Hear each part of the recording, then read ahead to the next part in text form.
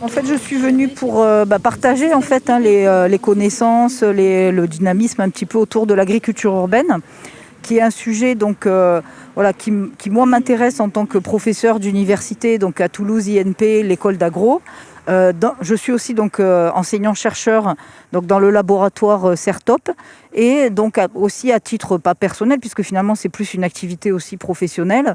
Donc je suis présidente du réseau Agriville qui est donc un réseau d'animation avec plusieurs enseignants-chercheurs à la fois donc de l'ENSFEA, de l'université Paul Sabatier, de l'université Jean Jaurès et également donc des collègues de l'AgroParisTech. Donc on essaye en fait sur ce sujet de l'agriculture urbaine qui permet en fait aux citoyens, aux professionnels, enfin finalement à tous les acteurs d'avoir des informations et de se poser des questions sur la qualité de la production alimentaire, qu'elle soit en ville ou à l'extérieur, des questions sur l'environnement.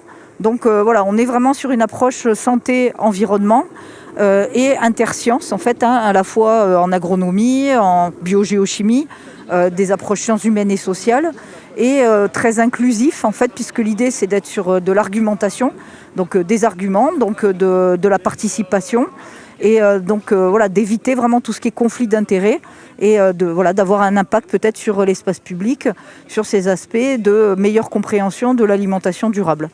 Ouais, Vous avez parlé de conflit d'intérêts, est-ce que vous pourriez imager par un exemple ? Je sais que le sujet est vaste, mais...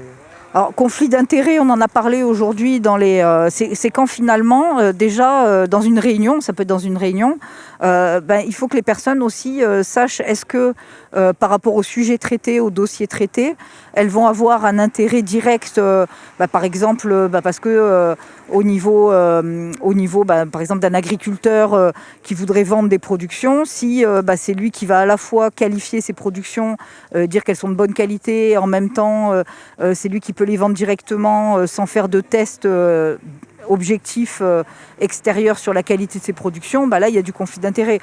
Pour par exemple quelqu'un qui a un terrain, si sur ce terrain il donne pas toutes les informations sur la qualité du sol par exemple, alors qu'il va y avoir un projet d'agriculture, là aussi on est un peu dans du conflit d'intérêt et même après c'est la limite avec l'éthique.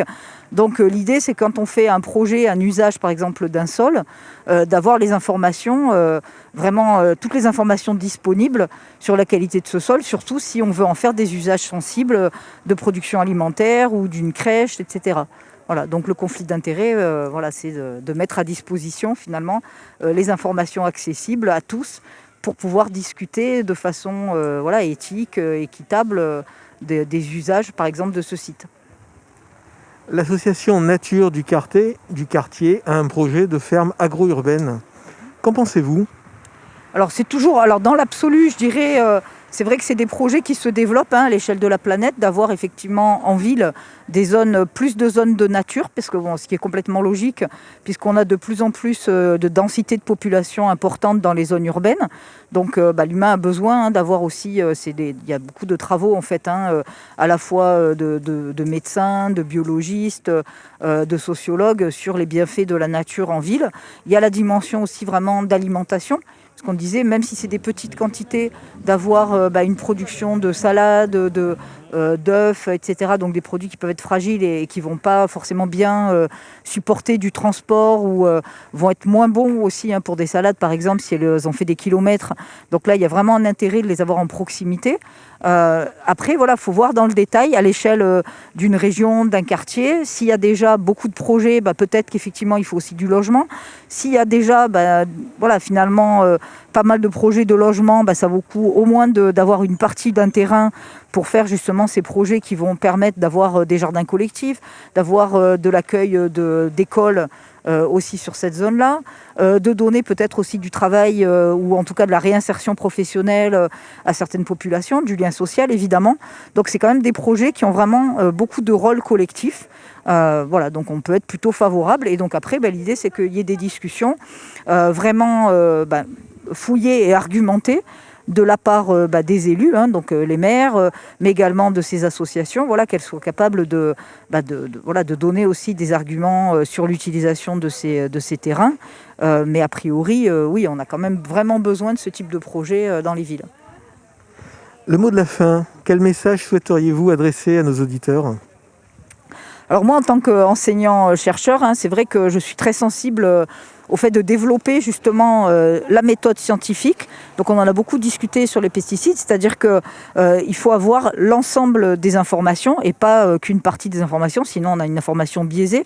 Donc voilà, la méthode scientifique. Le côté aussi assertivité, c'est-à-dire qu'on doit pouvoir organiser justement des débats avec les différents acteurs, les citoyens, les élus, voilà, différentes parties prenantes, avec vraiment une ambiance sereine, voilà, que les gens n'aient pas peur de s'exprimer.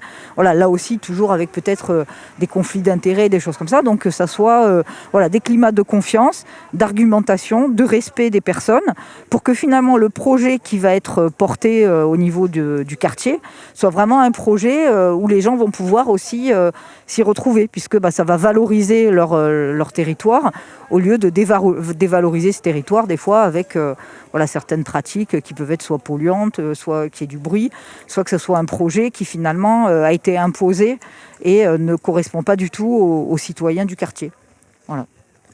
Eh bien, merci beaucoup, je vous souhaite une bonne après-midi. Vous aussi. Voilà, merci pour l'organisation de l'événement, voilà, qui m'a semblé, finalement, il y a beaucoup de monde qui est venu. Là, sur les conférences, il y avait beaucoup de questions intéressantes et on sent que c'est vraiment des sujets qui montent en fait depuis quelques années et où les personnes ont vraiment envie de s'impliquer et ont vraiment envie d'avoir finalement des villes et même voilà, un monde, je veux dire, plus accueillant et meilleur pour la santé aussi, globalement. Voilà.